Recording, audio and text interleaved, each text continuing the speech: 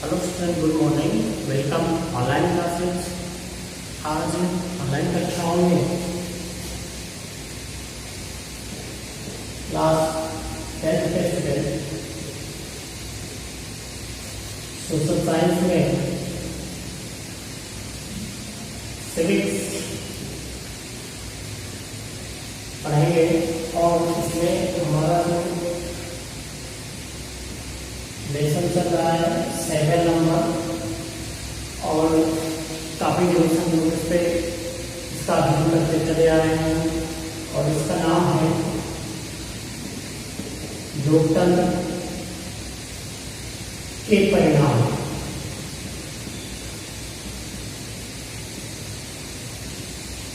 लोकतंत्र के परिणाम हम लोग पढ़ रहे हैं। हम लोगों ने इसमें पढ़ा था कि लोकतंत्र के आर्थिक परिणाम कौन से होते हैं, राजनीतिक परिणाम कौन से होते हैं और सामाजिक परिणाम कौन से होते हैं। इसी कड़ी में आज चूंकि हम लोगों का क्वेश्चन था कि लोकतंत्र किन स्थितियों में सामाजिक विविधता को संभालता है तथा उनके बीच सामंजस्य बैठाता है। यह हमारा लॉन्ग का दूसरा क्वेश्चन था और इसी के बारे में हम थोड़ा सा चर्चा करेंगे। इसमें हम लोग देखेंगे कि लोकतंत्र जो है वो कई स्थितियों में सामाजिक विविधता को संभालने का प्रयास करता है। सबसे पहले चीज तो विश्व के बहुत से देशों में, अधिकांश देशों में जिनमें लोकतांत्रिक व्यवस्था है, जिन देशों ने लोकतांत्रिक व्यवस्था को अपना रखा है, उनमें अनेक प्रकार की सामाजिक विविधताएं देखने को मिलती हैं। लोकतंत्र शांतिपूर्ण एवं सद्भावना के वातावरण में सामाजिक विभिन्नताओं को उचित स्थान देता है, उन्हें अपनाता है। भारत और बेल्जियम दोनों ही लोकतांत्रिक देश हैं। इन देशों में भाषा और संस्कृति के आधार पर विविधता देखने को मिलती है, परंतु लोकतांत्रिक शासन पद्धति ने भाषा और संस्कृति की समस्याओं का समाधान संविधान के प्रावधानों के अधीन किया है, जिसमें उसको पर्याप्त सफलता प्राप्त हुई है। इस तरीके से जो भारतीय संविधान है, जो लोकतंत्र है, और लोकतंत्र में दो देशों का उदाहरण दिया गया है कि भारत और बेल्जियम में कैसे जो है सांस्कृतिक और भाषाई आधार पर विविधताएं देखने को मिलती हैं, लेकिन संविधान में इनको जो है समाहित करके इनको एक करने का प्रयास, एकीकृत करने का प्रयास जो है वो किया गया है और उसमें सफलता भी प्राप्त हुई। आगे हम देखेंगे कि लोकतंत्र में वार्तालाप, विचार विमर्श, वाद विवाद के आधार पर निर्णय लिया जाता है।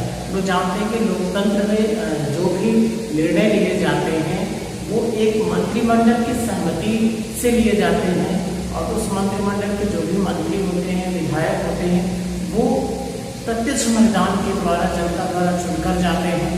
इस तरीके से निर्णय जो है एक व्यक्ति नहीं लेता, जबकि तानाशाह में देखेंगे तो एक ही व्यक्ति जो है वो निर्णय लेता है, किसी से उसको परामर्श या वार्तालाप या वाद विवाद करने की जरूरत नहीं होती, वो स्वयं जो है स्वेच्छा से अपने निर्णय लेता है। लेकिन यहाँ पर जो निर्णय लिए जाते हैं, लोकतांत्रिक देशों में जो निर्णय लिए जाते हैं, वो जो है विचार विमर्श आपसी सहमति के आधार पर ही होते हैं। लोकतंत्र में सामान्यतः प्रतियोगिता संपन्न कराने के लिए एक तरीका विकसित कर लिया गया है, जिसमें लोगों के मध्य तनाव कम होता है। इससे हिंसा भड़कने अथवा रक्तपात होने की आशंका जो है वो बहुत कम होती है, ना कि नहीं के बराबर होती है। ये व्यवस्था लोकतंत्र में जो है वो की गई है। तो जब विचार विमर्श से कोई भी निर्णय लिया जाएगा, सहमति से, सबकी सहमति से जब निर्णय लिया जाता है, तो जाहिर सी बात है उसमें हिंसा की संभावना जो है वो बिल्कुल कम हो जाती है।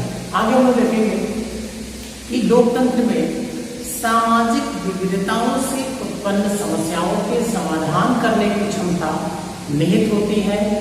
राज्य की अत्यधिक जनसंख्या होने के कारण व्यक्तियों के जो आचार विचार होते हैं, जो हित होते हैं, दृष्टिकोण होते हैं, जो दर्शन होते हैं, वो भिन्न भिन्न होते हैं। इसके बीच सामंजस्य स्थापित करने के लिए लोकतांत्रिक व्यवस्था ही सर्वथा उपयुक्त होती है। इन सारी विविधताओं के होते, जैसे दर्शन में भिन्नता हो, हित में, आचार विचार में, दृष्टिकोण में विभिन्नता हो, और उनमें सामंजस्य बैठाने के लिए सबसे उपयुक्त तरीका जो है वो लोकतांत्रिक व्यवस्था ही है। आगे हम लोग देखेंगे कि लोकतांत्रिक सरकारें जो होती हैं वो समस्या का समाधान शक्ति के बल पर करना चाहते हैं, जिससे समस्याएं सुलझाने के स्थान पर उलझती चली जाती हैं। ये सारी चीजें जो है वो अलोकतांत्रिक देशों में देखने को मिलती है, जहाँ पे लोकतांत्रिक शासन पद्धतियां नहीं हैं, वहां पर ये समस्याएं उत्पन्न होती हैं कि सरकार समस्या का समाधान जो है वो शक्ति के बल पर करता है।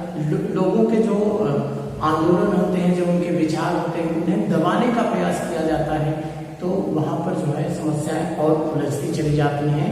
ये अलोकतांत्रिक देशों की व्यवस्था है।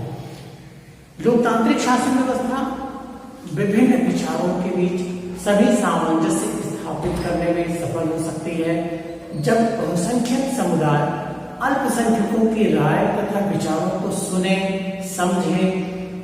ये लोकतंत्र से ही संभव हो सकता है कि जो बहुसंख्यक समुदाय है वो अल्पसंख्यक यानी कम समुदाय, जहाँ पर संख्या कम हो, ऐसे समुदायों के रायों को, विचारों को सुने समझे और उसे जो है अपने हित के कार्यों में उसे उपयुक्त करे।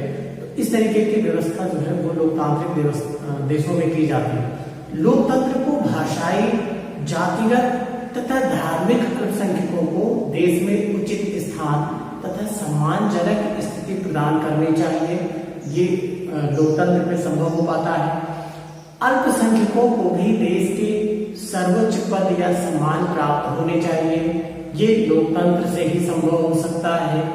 यदि जन्म के आधार पर किसी व्यक्ति को बहुसंख्यक स्थिति में आने से रोक दिया जाता है, तो हम यह मानते हैं कि ऐसे लोगों या ऐसे समुदायों को सदैव के लिए बहुमत की स्थिति में आने से रोक दिया जाता है। तो ये सारी चीजें जो है वो लोकतांत्रिक देशों में लोकतांत्रिक शासन व्यवस्था से ही संभव हो पाती है। तो हम लोगों ने आज यहाँ पर देखा किस तरीके से समाज में बहुत सारी विभिन्नताएं होती हैं, विविधताएं होती हैं। उन सारी विविधताओं को, उन सारी भिन्नताओं को जो अपने अंदर समाहित करके लोकतांत्रिक देश में लोकतांत्रिक व्यवस्था जो है वो पल्लवित, पुष्पित और विकसित होती है। और इस तरह से वो समाज भी विकसित होगा, वो राष्ट्र भी विकसित होगा और देश जो है वो उन्नति के शिखर पे जाएगा। ओके स्टूडेंट, आज के लिए इतना ही। Good bye.